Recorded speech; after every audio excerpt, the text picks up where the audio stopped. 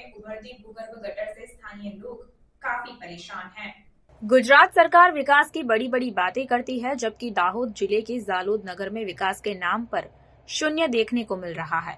जालोद नगर पालिका ward number 2 क्षेत्र में स्थित कोलीवाड़ा क्षेत्र में गुलिस्तान सोसाइटी और मठ फलिया में जाने वाले भूगर्भ गटर के उभरते पानी और उससे आने वाली दुर्गंध के कारण वहां के निवासी बेहद परेशान हैं। भूगर्भ गटर के पानी का निकास न होने से गटर का पानी उभरकर सड़क पर आ जाता है और ऐसे दुर्गंध वाले पानी में जीवाणु भी देखे जा सकते हैं।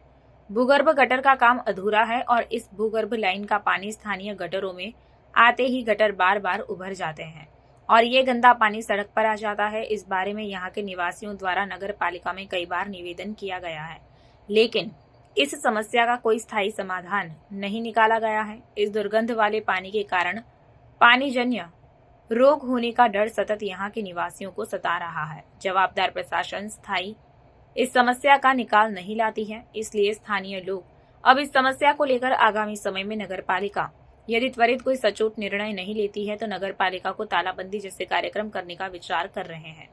ऐसी गंदगी में रहते हुए कोई भयंकर रोग फैल जाए और कोई परिवार फंस जाए तो उसका जवाबदार कौन होगा, जैसे कई प्रश्न चर्चा में हैं।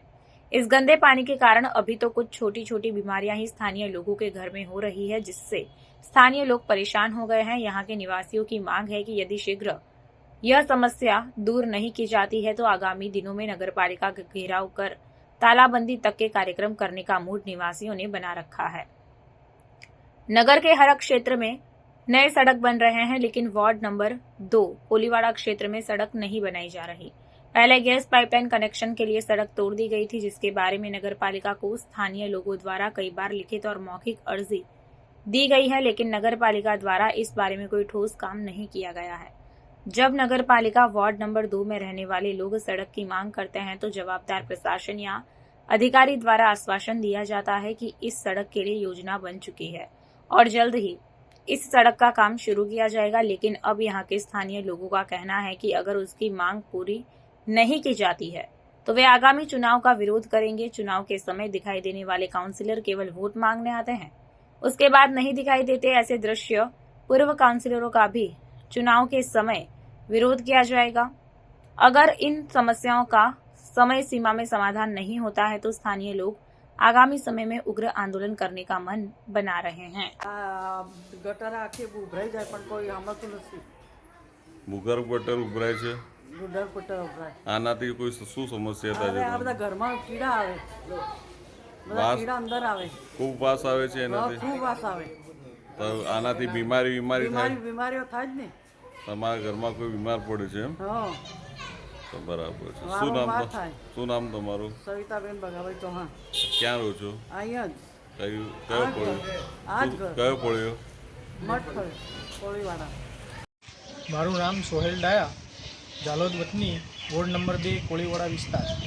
અમે આ રોડની વારંવાર રજૂઆતો કરેલી છે અને કાઉન્સિલરો તેમજ નગરપાલિકાના વહીવટદારશ્રી દ્વારા એવું જણાવવામાં આવેલું છે કે આયોજનમાં લીધેલું છે। નાકા વિસ્તારના ગુલિસ્તા સોસાયટીના તમામ રોડ ચાલુ ઇલેક્શનના આચારસંહિતાના સમયમાં બનેલા છે અને આ રોડ અમારો આયોજનમાં કયા પ્રકારના આયોજનમાં લીધેલો છે એ સમજાતું નથી। તો આ રોડ ખરેખર આયોજનમાં પાસ થઈ ગયો છે, એના પૈસા ચાઉ કરી જવાની તિથિ રંધાઈ રહી છે કે પછી શું છે કંઈ સમજાતું નથી। તો અહીંયા વહેલી તકે રોડ બની જાય તેવી અમારી માંગણી છે। અહીંયા છોકરાને પડી જવાનો ભય રહે છે, વારંવાર એક્સિડન્ટ બી થાય છે।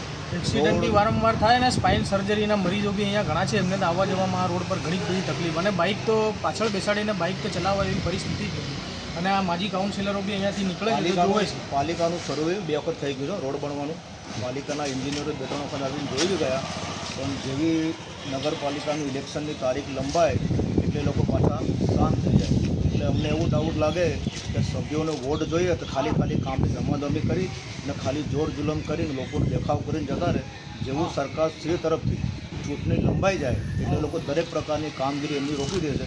આ રોડ છેલ્લા 2 વર્ષથી માજી કાઉન્સિલર દ્વારા કહેવામાં આવ્યું છે ઓન પેપર મંજૂર થયેલો છે। જે વખતે જાલોદ વિસ્તારનો માંડલી વિસ્તારનો રોડ અને લખારવાડી વિસ્તારનો રોડ બન્યો તે વખતે આ રોડ મંજૂર થયેલો હતો એવું ખુદ માજી કાઉન્સિલરો વોર્ડ નંબર 2ના કાઉન્સિલરો કહેવાથી અમે લોકો બી કહી શકીએ છીએ કે આના પૈસા પાસ થયેલા છે. આમાં કોઈ આચારસંહિતા નડતી હોય એવું મને લાગતું નથી, કારણ કે જાલોદ ગામના દરેક રોડો આચારસંહિતા લાગી પછી ચાલુ ચૂંટણી દરમિયાન બી બન્યા છે, જેમ કે ગીતા મંદિર રોડ, ખોટી કંકાસિયા રોડ વગેરે. એટલે અમારી તો સત્વરે મામલતદાર એક્ઝિક્યુટિવને અમારી દરખાસ્ત છે કે વહેલી તકે અમારો રોડ બને અને આનામાંથી અમને મુક્તિ આપે. નગરપાલિકાના દરેક સભ્યોને રજૂઆત કરી આ અનલીગલી અંદર ગટરની લાઈનો જોડી અને આ ગટર હંમેશા માટે ઉભરાતી રહે પાણીની, અને આ અમારા ઘરની બાજુ દેખો અસંખ્ય ગતિ કેટલાય વખત આની અરજી આપવામાં આવી, કોઈ બી જાતનો નિકાલ નથી. જ્યારે ચૂંટણી આવવાનો સમય આવે ત્યારે સભ્યો જોડીને આવે છે, ખાલી પાલિકાના માણસો લાવીને થોડી ખાલી શરૂઆત કરી, પાછા ચૂંટણી ઠેલાઈ જાય એટલે પાછા જતા રહે. અને આ રોડ લગભગ એવું અમારા સાંભળવામાં આવ્યું છે કે 2 વર્ષથી આની મંજૂરી મળી ગઈ છે, રોડ પાસ થઈ ગયો છે, ગામના બધા જ કામો થયા છે, આ રોડ બનતો નથી. અમને એવી દહેશત છે કે પૈસા ચાવના થઈ ગયા હોય. એટલે સરકારશ્રી સુધી, નગરપાલિકાના ચીફ સાહેબ સુધી, મામલતદાર એક્ઝિક્યુટિવ સુધી અમારી આ ખબર તમારા માધ્યમથી પહોંચે અમે એવું ઈચ્છીએ છીએ.